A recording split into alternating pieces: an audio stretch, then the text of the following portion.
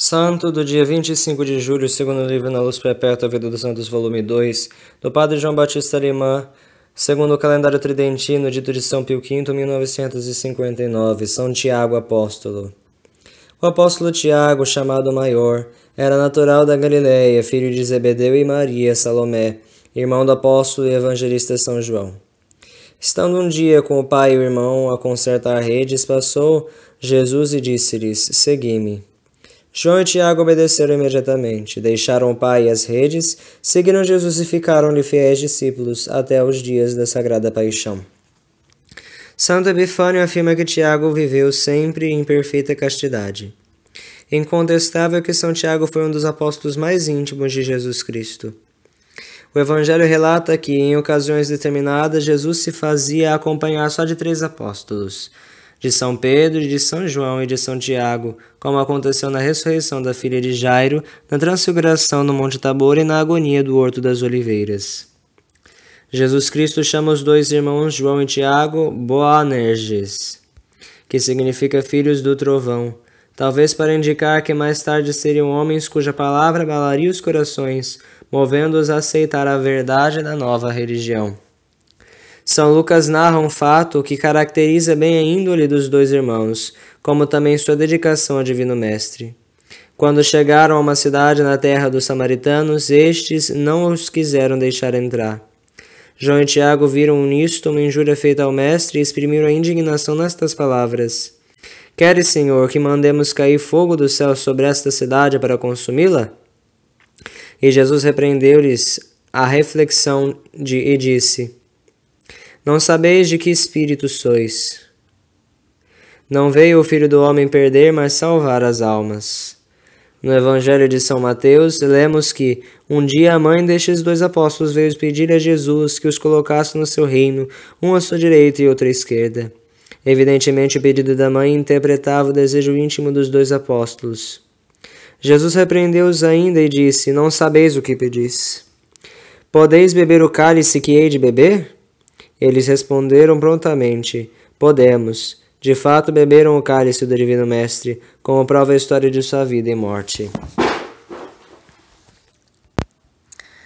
Depois da ascensão de Jesus Cristo, Tiago pregou o Evangelho em Jerusalém e em todo o país dos judeus. A opinião de muitos é que mais tarde foi à Espanha. Quanto tempo lá ficou e quantos se converteram à religião de Jesus Cristo, não sabemos. Passados anos, voltou a Jerusalém e trabalhou na conversão dos judeus. Muitos abraçaram o cristianismo. Outros, porém, declararam-se-lhe inimigos e tramaram contra a vida do apóstolo. Herodes Agripa, criatura do imperador Calígula e rei da Palestina, embora não fosse judeu, mostrou-se a favor do judaísmo e encetou uma perseguição atroz contra os fiéis da Igreja de Cristo. São Tiago foi a sua primeira vítima. Quando, em 42, de Cesareia foi a Jerusalém para celebrar a Páscoa, Herodes ordenou que o prendessem e que fosse decapitado. Eusébio diz que o próprio acusador de Tiago ficou tão comovido pela firmeza e intrepidez do apóstolo que se declarou cristão e junto com ele sofreu o martírio. Chegado ao lugar do suplício, prostrou-se aos pés de Tiago e pediu perdão da traição que lhe tinha feito. O apóstolo, fê-lo levantar, abraçou-o e disse-lhe: A paz esteja contigo. Ambos foram decapitados no ano de 42, no mesmo dia que Jesus Cristo morreu no Gólgota. O corpo de Tiago achou descanso em Jerusalém.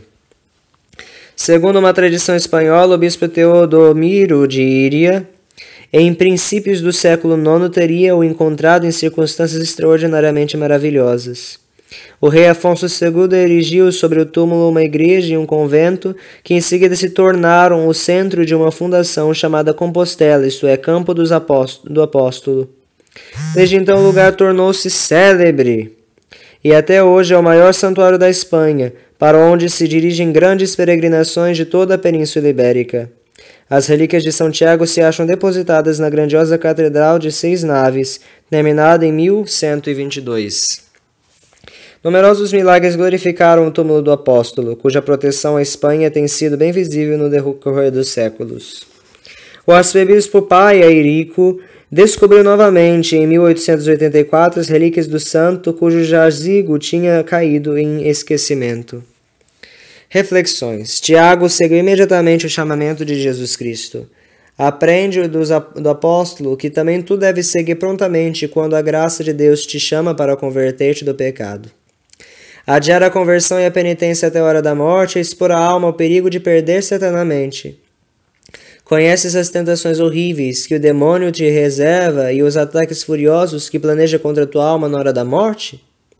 Quem te garante que na hora de extrema não te verás assaltado por tentações terríveis contra a fé, contra a misericórdia de Deus, e tua alma não se achará mergulhada em trevas horríveis, como só o pecado, o desespero e o orgulho as podem produzir?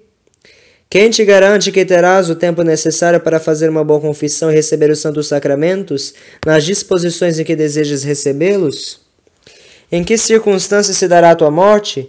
Ninguém te pode dar a resposta acertada a essa pergunta. A graça de uma boa morte, de todos os benefícios, o maior, que de Deus esperamos que nola conceda. Dos pecadores, porém, afirma a Sagrada Escritura que mal será sua morte. Por quê? Porque a regra é ser a morte o eco da vida. Qual vida, tal morte? Antíoco, aquele monstro vestido de púrpura real, o profanador do templo de Jerusalém, vendo-se ferido por Deus e sem esperança de prolongar a vida, sob uma torrente de lágrimas, pede perdão a Deus. Com o protesto de dar-lhe a mais ampla satisfação, promete converter-se, promover a glória de Deus, proteger-lhe a santa religião e restituir os bens roubados. Disse-ia que o perdão de Deus não tardaria a Antíoco. O grande pecador, agora penitente, seria recebido na graça de nosso Senhor. Mas, que diz a Sagrada Escritura? O malvado gritou pelo Senhor, de quem não havia de esperar misericórdia. Por que Deus não se compadeceu? Porque a penitência de Antíoco era de aparência somente.